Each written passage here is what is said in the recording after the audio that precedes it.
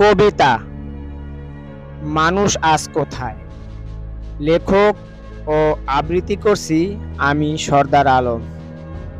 সবার উপরে মানুষ সত্য, তাহার উপরে নাই। কাগজে কলমে লেখা বাণীর মিল খুঁজে না পাই।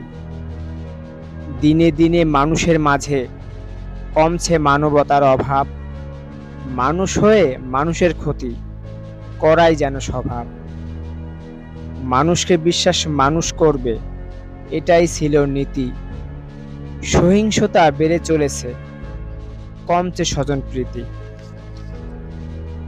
মানুষের মাঝে ভালোবাসা নেই, অহংকারে আজ লিপ্ত।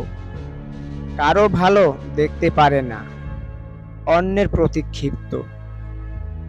যার ভিতরে হুঁশ থাকে না, ভালো কর্ম বিদ্যমান, সে কখনো মানুষ হয় না, থাকে না আত্মসম্মান।